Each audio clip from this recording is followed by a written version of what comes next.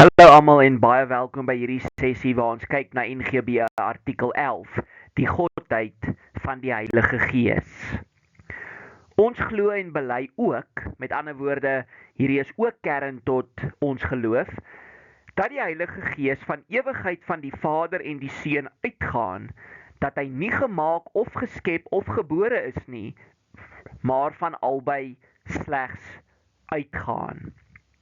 Nou reeds soos ons gesê het, die woordjie ook dui daarop dat hierdie is kern tot ons geloof. Dit is 'n kernbeginsel van ons geloof dat ons glo dat die heiligheid van ewigheid af bestaan. Van ewigheid af gaan hy van die Vader en die Seun uit. Hy's nie gemaak of geskep of gebore nie, maar hy gaan van albei uit. Nou wat beteken dit dat hy van albei uitgaan? Dit dui net daarop dat daar 'n ewige verhouding tussen die Vader, die Seun en die Heilige Gees is. Nou daar was vir 'n lang tyd in die kerkgeskiedenis gestry oor, gaan die Heilige Gees net van die Vader uit of gaan hy van die Vader en die Seun uit? Wat baie interessant is ons en die Rooms-Katolieke in die geloofsbelijdenis van Nicea sê hy gaan van die Vader en die Seun uit. Die Griekse ortodokse kerk sê hy gaan slegs van die Vader uit. Nou die rede hoekom daar hieroor gestry was baie mense was bang dat wanneer 'n mens sê hy gaan van die Vader en die Seun uit, dat dit lyk asof daar 'n rangorde in die drie-eenheid is. Met ander woorde, die Vader is die belangrikste, die Seun is ewig uit die Vader uitgebore en dan gaan die Heilige Gees vanuit die Seun. Dit lyk amper asof daar 'n tipe rangorde is, maar dit is glad nie die geval nie. Die feit dat ons het in die vorige video gesê dat die Seun is ewig uit die Vader gebore. Gebore beteken nie dat hy 'n begin van lewensdae het nie, soos die Hebreërskrywer sê, hy is sonder begin of einde van lewensdae. Hy's ewig saam met die Vader, hy's almagtig, hy's alwetend, net soos die Vader. Daai gebore dui net op sy unieke verhouding met die Vader. Hy is ewig uit die Vader gebore. Die Heilige Gees is wel nie gebore nie, maar hy gaan van hulle uit en dit dui op die ewige verhouding. En die rede hoekom ons sê hy gaan van die Vader en die Seun uit, want hy's nie net die Gees van die Vader nie, hy word ook genoem op plekke die Gees van Christus. Ons het reeds gepraat oor die klousule en die Seun wat in die kerkgeskiedenis so baie oproering veroorsaak het. Van ewigheid af, Hebreërs 9 vers 4 praat van hom as die ewige Gees. Met ander woorde, ook die Heilige Gees bestaan al vir altyd en sal vir altyd bestaan, tesame met die Seun en die Vader in die drie-eenheid. Hy's nie gemaak nie, met ander woorde, hy's nie deel van die skepping nie, inteendeel, hy was betrokke by die skepping. Ek gaan lees maar gerus Genesis 1 vers 2. En dan het ons gepraat oor slegs uitgaan, die unieke verhouding. Daar's 'n unieke verhouding van die Seun tot die Vader. Die Heilige Gees is nie gebore nie, maar hy gaan van albei uit, terwyl die Seun gebore is. Onthou weer eens, ons kan onderskei tussen die drie persone in die godheid, maar ons kan nie hulle van mekaar skei nie. En dit is so dat die Vader is die een wat genereer, die Seun word gegenereer, dit beteken nie hy word geskep nie, dit gaan terug na wat ons gesê het, hy is ewig uit die Vader gebore, dit dui net op sy unieke verhouding met die Vader, hy bestaan ewig saam met die Vader, en die Heilige Gees gaan van albei uit, dit dui ook op die unieke verhouding, maar beide Vader, Seun en Heilige Gees is ewig. Indien jy jouself 'n guns wil doen om die drie-eenheid beter te verstaan, gaan lees die geloofsbelijdenis van Athanasius. Baie belangrik, hier word baie duidelik gesê, die Vader is almagtig, die Seun is almagtig, die Heilige Gees is almagtig. Die Vader is alwetend, die Seun is alwetend, die Heilige Gees is alwetend. Al die eienskappe wat tot God behoort, besit die Vader, die Seun en die Heilige Gees. En tog sê die geloofsbelijdenis van Athanasius, daar is maar net een God.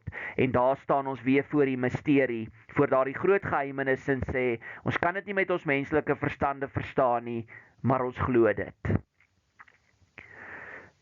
Tog het die Vader en die Seun en die Heilige Gees een godheid, gelyke eer en gelyke ewige heerlikheid.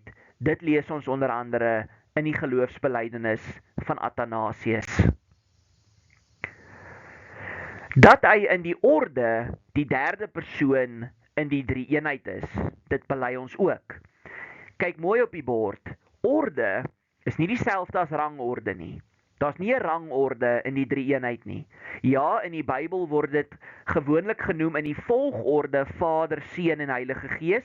Doop hulle in die naam van die Vader en die Seun en die Heilige Gees. Maar orde beteken nie rangorde nie. Daar is nie 'n eerste of 'n laaste nie. Hulle het ewige gelyke heerlikheid, soos ons sopas gehoor het. Nou, dit is baie interessant, nie interessant nie, belangrik en krities dat die Heilige Gees 'n persoon genoem word. Want baie mense in die kerkgeskiedenis het al gedink dat die Heilige Gees net een of ander onpersoonlike krag van God is. En dis nie waar nie. Die Heilige Gees is nie 'n geestelike krag nie. Hy's 'n persoon en hy's ook nie die Seun of die Vader nie. Dat hy van een en dieselfde wese, majesteit en heerlikheid as die Vader en die Seun is ook iets wat ons bely. Ons sien dit die duidelikste in Matteus 28, doop hulle nie net in die naam van die Vader en die Seun nie, maar ook in die naam van die Heilige Gees. Dat hy inderdaad ware en ewige God is, soos die Heilige Skrif ons leer. En dis baie belangrik. Hierdie is nie iets wat uitgedink is deur die kerkvaders nie. Dis nie die gevolg van een of ander filosofie nie. Dis nie die Bybel wat verdraai is nie. Die Heilige Skrif leer ons dat die Vader God is, die Seun God is en die Heilige Gees God is, maar daar is net een God. Bewyse dat die Heilige Gees God is, indien iemand ooit vir jou wil vra.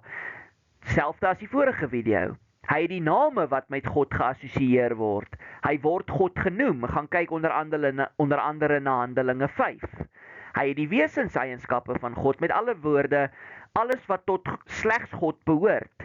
Waarheen sal ek gaan om die Gees te ontvlug? Psalm 139. Met ander woorde, die Gees is alomteenwoordig. Net God kan alomteenwoordig wees. Hy doen die werke van God. Maar die Trooster, die Heilige Gees wat my Vader in my naam sal stuur, hy sal julle alles leer en julle herinner aan alles wat ek vir julle gesê het. Hy ontvang ook goddelike eer. Die disippels word vertel om in die naam van die Heilige Gees te doop. Nou, waar is die Heilige Gees betrokke in die Ou Testament? Hy is betrokke by die skepping, soos ons reeds gesê het.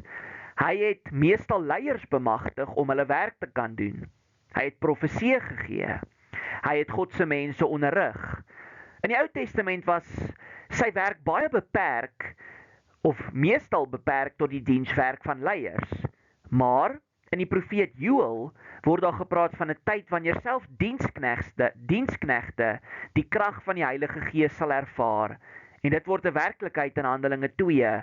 Almal wat hulle bekeer, ontvang die Gees. En ook ons het die Gees ontvang. En dit is dit vir artikel 11. Ek sien julle volgende keer vir artikel 12, waar ons kyk na die skepping van alle dinge, veral van die engele.